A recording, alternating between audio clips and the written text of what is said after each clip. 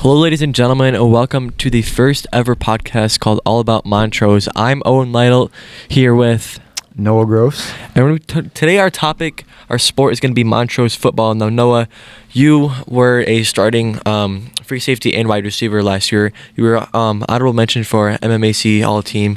So for DB, I'm going to ask you a few questions here. We're going to hear your thoughts and my thoughts as a broadcaster of the team. Sounds good. And last season, how do you think last season went for you and your team? So starting out the season, our goal, was just to prove the haters wrong.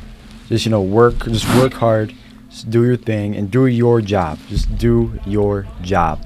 And, that was one of our mottos going into the season. And, people really didn't think we were going to be all of that. And, I could kind of I could feel the team around us where they were kind of even thinking the same thing. Just, how good are we really going to be? And it was up to us on how good we really just wanted to be.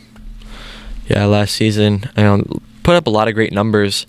We'll get to that later in the show, but like you said, one of your mottos, I believe the big motto was "Be different." Yep. And you could really tell this team was a lot different than most teams are. You guys were considered the underdogs with losing I believe 18 or 19 seniors in the previous year.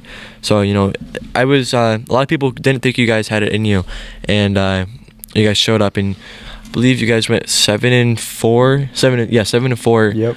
And that was a great year for you guys. Obviously, it didn't turn out the way you guys wanted, but you guys came a long way. For sure. Speaking of last season, who do you think had the biggest impact on the team? So it was my year being on my first year being on varsity, and I got a lot of great bonds with a lot of great people up there. Great friendships that'll last a long time. But for me, on the defensive side of the ball, Michael Stevenson, I think he made all what was he, all state, all something like that. Yeah, I'm pretty sure he was all state. Some up there. So playing with him was just so much fun. He had energy, kept us up. Then I remember probably one of the biggest moments was when we were at Lanesburg, probably one of our toughest games. People didn't expect us to win it. He goes in, makes a big sack and turnover on downs, and we got the ball back, and we ended up closing out the game. Yeah, and speaking of All-State and everything, MMAC All-League selections, Michael Stevens was first team for defensive end, and for MHSFCA All-Region, Michael Stevenson was voted for defensive line. MHSFCA All-State, Michael Stevenson was in there for defensive line. And Flint Journal Dream Team, Michael Stevenson was also in there for Defensive Player of the Year. Yeah, so he was definitely, he was just one of my favorite players to play with out there. Always had energy at practice. He was just a cool guy to be around. He's also a co-MVP with Zach O'Neill and Owen Emmendorfer, so he obviously did a lot for you guys. Yes. This is a pretty big question. What are you looking forward to next season? It's going to be senior year.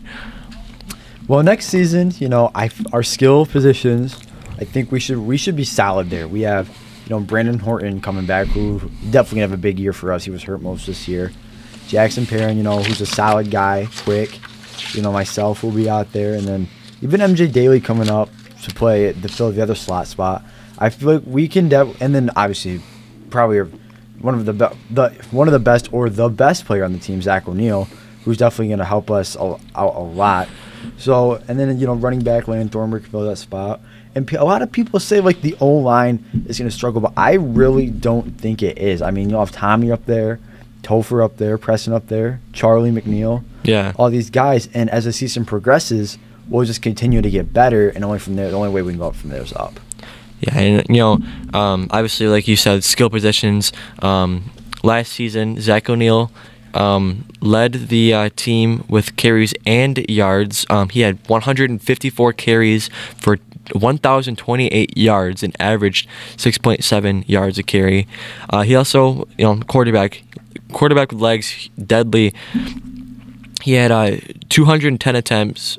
210 attempts, 139 completions. He was 66.2% for completions, 2,109 yards, 19 touchdowns, and 5 interceptions. Yeah, he was definitely just amazing for us, and he's only going to improve. I mean, I think right now this offseason he's really just trying to heal up from this past football season. But as he heals, he only gets better. He only gets better. And now reading this page that I have here from this book, one thing that it really comes down to is the second half. In the first quarter, you guys outscored your opponents 139-70, which is huge. Second quarter, 103-48. However, it gets a little lower in the third quarter, 62-45. In the fourth quarter, you guys were outscored 56-65. So, total, you guys outscored your opponents 360 for 228, excuse me. That being said, we always came out with an energy, no matter who it was. I mean, obviously against, the team out west it was just, our goal was just to have energy, just go into the game, come out with energy. And with the energy comes big plays and, the little plays too, which you need in the game.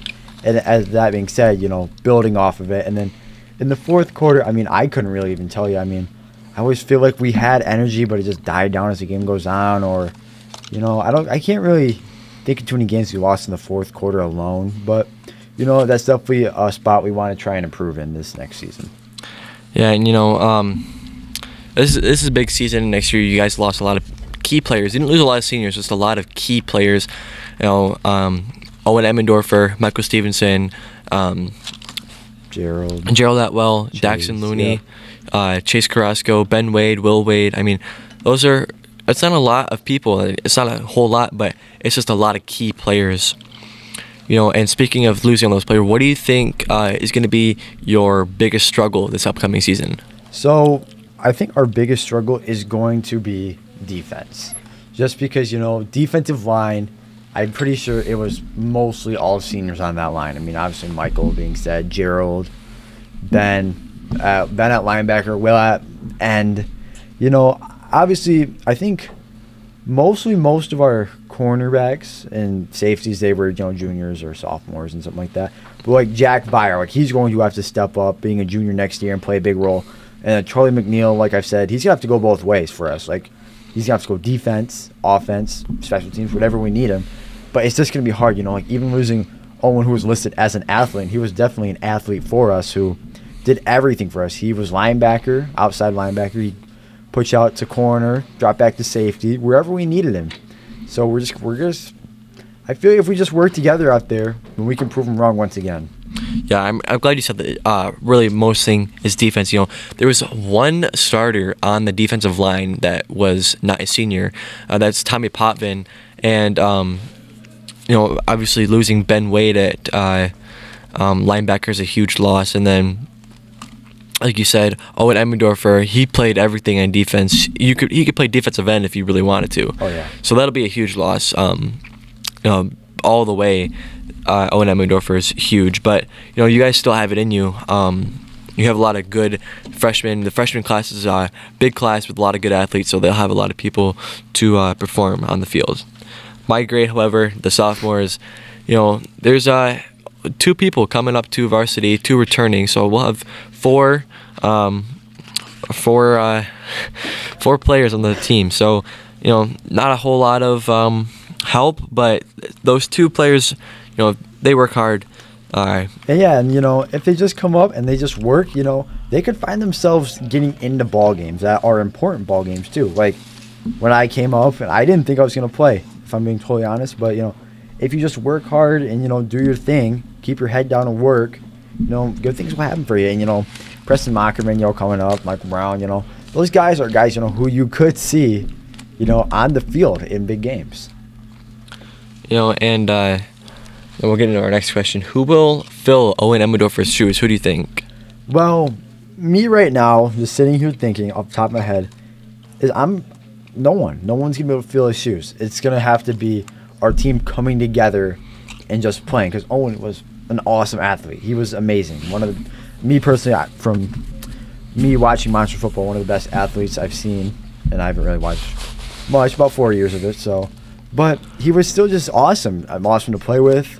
An awesome guy in general. So I don't know who's going to fill his shoes. I can't answer that question right now.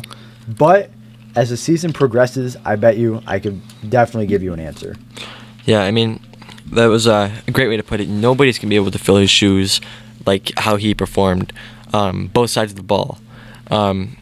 offensively, we have a lot of great running backs. Lynn Thornburg, he's a great running back, and also Bryce Geyer probably will be on varsity next year. But yeah, nobody's been able to fill his shoes as well as he did, as well as he played. So yeah, that's a great answer out of you. And this is a controversial question, but how many years do you think Coach Reinhardt will continue? A couple of times, me and a couple other football guys have talked, and I don't know who said it, but I think someone said, his last year would be when Owen Emmendorfer and his class was seniors. But I feel like every time he sees a new freshman class come in, he's like, okay, this class has got potential, because we haven't seen a team. I mean, we've seen very good teams, like the 2016 team with Devontae Bedford and Brandon Gross, but really, it's just I couldn't tell you. I mean, I'm just throwing a number out there, maybe 4 more years I give him, because I mean, eventually it gets to a point where you just got to settle down. When it's your last season, but he's still out there, he's still going. So I mean, I'm happy he's out there. He's a great coach. So yeah. Yeah, and let's say he does retire. Who do you think will take his place? Well, you said before this there was a couple options, and I think I'm gonna go with the option that you said, Mike Miller. Isn't he the coach for Mount Morris right now? Yeah, he's currently the coach of Mount Morris. Yep, and I know Reinhardt really likes him as a guy and a coach. But when Reinhardt goes, Coach D will go, and I feel like a couple of coaching staff guys will also walk out with him, and then Mike, a young guy who comes in and just takes over the program and just takes it up from there. Because what we're building right now is something that isn't just supposed to last for one season. It's supposed to last for however long Montrose football goes for. Yeah, I agree with Mike Miller. There's also Jeremy Cochran, who is the current assistant coach. Also a very good coach. Yeah, he's a great coach. I mean, he, I believe he was an All-Stater, and I believe he also played college. Maybe I can't really remember, but yeah, I'm not sure. He'd be a great coach. But one thing I personally know Mike Miller personally, and his kids are really good athletes. Yep. But his wife. Teresa Miller, she played softball, so obviously that's a huge sports house. But Mike Miller is a huge sports fanatic. He knows so much about sports, whether it be baseball, basketball, and football. And currently he's a coach at Mount Morris. Yeah. The record doesn't really show, but I don't really know if they have the athletes to really show how good of a coach he really is. Yeah, because they're good over there. They're fast, quick, but they just don't work together. Like we traveled over there and played them right before homecoming, and it was a close game for about the first quarter, but then from there they just start falling apart, and you just keep going up from there. But obviously our goal is to try and keep going up no matter what the score was, but they just fell apart quick. Yeah, and we have a little bit of the schedule here, so our next question is what is your record prediction for next season? But before you answer that, I'd like to go over our schedule right now. We don't have a locked-in game for week 1. Over week 2, we have Durand, week 3 Lakeville, week 4 Ovid LC, week 5 Chesaning, week 6 New Lothrop, and week 7 Mount Morris, and the last 2 regular season games we don't have locked in. But we don't see Byron on here as we usually do, so I'm questioning if they maybe left the Mid-Michigan Activities Conference, but Lakeville is back on there. Yeah, Lakeville's back. And I wonder if that game's going to be home and away, because I think the last time we played them was away. Yeah, I remember the game. I believe we won 41-6 because we played on that game. Yeah, the JV. JVs came up. The JV team came up for that game. So yeah, I believe it probably would be home. Oh yeah, probably. I couldn't tell you for sure though, but with those games, what do you think your record prediction is going to be? So obviously week 1 and then week 8 and 9, no games scheduled, but I feel like Durand, they lost a ton of guys. Yeah, they lost, I believe, 19, something around there. They lost at least 18 seniors on their team. And, the last game, 56-52 loss for you guys. That's a very close game. But they lost so much, and I think they had like 18 returning starters last year, so they lost a lot. So I watched the JV game 2, Montrose versus Durand. Just watching that, it really just depends on how many guys. It's like almost us last year. How many guys are going to step up and play for this team? Obviously, losing a ton of seniors, but there are also juniors who could step up and fulfill their place, but just not with a lot of experience. So I think I hope we get the dub there. I think we will get the dub to start out our season because it'll be a home game for us. So, but I'm looking forward to it. I'm looking forward to see what kind of season Durand can put together with losing like 19, 20 starters. And then Ovid LC week 3 at Ovid LC. You guys have not beat them in a while. Lost to them last year in a close game, 16-6. Lost another close game in 2021, 23-22.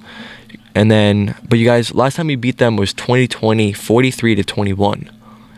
Yeah, that was the COVID year. I remember that was the COVID year. Yeah. And, they are a solid group of guys for sure. Obviously, every team's losing seniors. No one's just going to have, the same exact team they had from the year prior.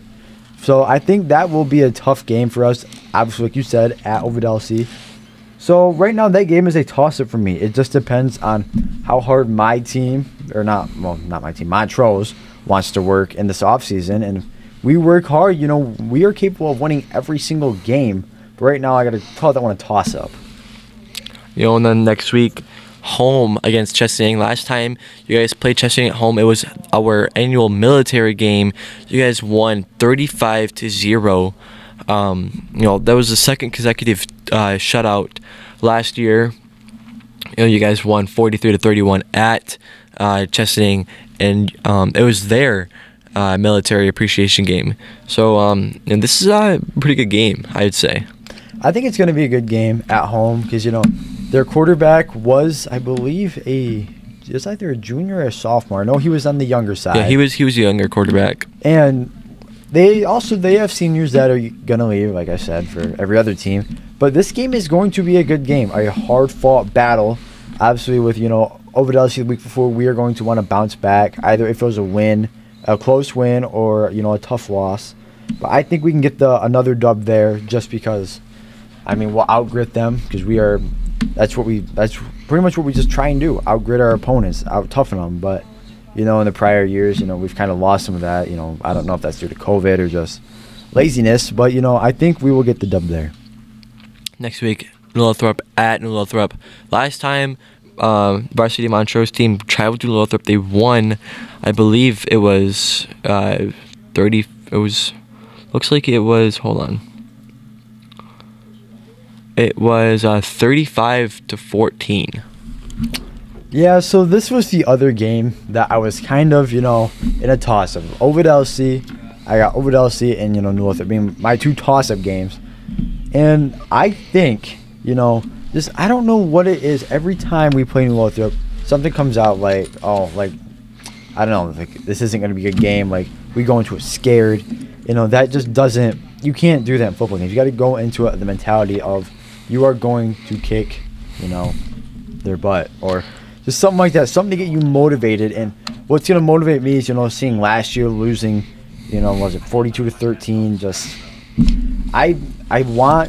this is a game that I'm definitely going to be circling on my calendar, and so will the team. Just a game that we want to win. It's the team out west that we just want to beat. Yeah. Yeah, and then week 7, home against Mount Morris. Last time you guys traveled to Mount Morris, winning 49-22. That was a pretty good game. What do you think you guys are going to do this time? I think we should get a dub against Mount Morris. I just feel like it's a program that, is iffy. They could be really good or, just really bad. But, I feel like we should get the dub against Mount Morris. I really think we should. And then that's the end of our locked-in games, as we don't have a week 8 and week 9 games yet. However, we could see week 1 be Clarkson Everest again. They've been scheduled the last 3 years. However, we only played the last 2 years due to COVID. And then week 9 for the past 2 years has been Langsberg. So we kind of had a pattern in the last couple of years. I don't know if we're going to continue with that, but it is a possibility. Yeah, and I'm gonna kind of jump a little further down. So let's say we do go 8-1, 7-2, 9-0, anywhere in there. So I think we will make the playoffs regardless of what happens, because I can't even name the last time Montrose didn't make the playoffs, to be honest. That would be 2009. That was the last time they started 0-3. Yeah, that's still unbelievable that started out 0-3 and still won it, proving to everyone that anyone, if you have the momentum and you're playing good, anyone can win. Anyone can win anything. It's anyone's ball game.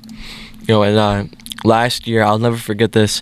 I asked Coach Reinhardt what his goal was for this season. He said, every single year you ask me this question, I'll always say at the beginning of the season, win 6 games, get into the playoffs, and from there, the first 6 games of the season, it'll always change. He told me exactly for the first 6 games, it'll be to win them all. At least win 6 games and get into the playoffs. And that has been his goal for a long time. He said ever since, I believe, 2013, he said, he told me, get 6 wins, make it to the playoffs. And then from there, go bigger. Yep, just go. And then, like last year when like I was saying, Lanesburg, like that week was like a playoff game, because we were in the playoffs no matter what. That was for home field advantage, and that was Langsburg had to win that game to make the playoffs. And what was their record? Check their record real quick, because I know they had a lot of wins. They were not a bad team. They went 6-3. Yeah, I think we were 5-3 going into that game, I think, and then we beat 6-3. Yeah, 6-3. Yeah. So we got the dub there, and they lost the first 2, and they went on a hot streak, winning. How many is that? 1, 2, 3, 4. That would be 5, I believe. Yeah, 5 straight. Then coming to us, Montrose, and then we knocked them out of the playoffs. And that's crazy in that division they're in, because with them playing, obviously not easy teams, and them still going 6-3, not making the playoffs is insane. But regardless, we still beat them, got in the playoffs, home field advantage. Definitely a super fun experience for me playing. Yeah, and played Cass City. That was a great game to watch. That was 28-14. That was a great game, and then obviously Elk to Pigeon Bayport, tough game. But job's not finished, as JJ McCarthy would say. Job is not finished. And one more thing before we close it out. I think we are going to come with something this year that obviously every year every Montrose team says something like we're gonna be different this year, we're gonna be different next year, but we're just gonna take it one game at a time, and anything that comes in our way, we'll take it. We're not looking forward to NL, Chesaning, Mount Morris. We're looking at that day, August 25th, and whoever's on our schedule, we're either gonna go there or we're gonna have them here, and we're just gonna take them on. If we can get the win, we'll get the win. Next game on the clock. All right, well, thank you so much for being on this episode. That will do it for today. I'm Owen Leitelt here with Noah Gross, and that'll be all about Montrose. Thank you. Have a great night.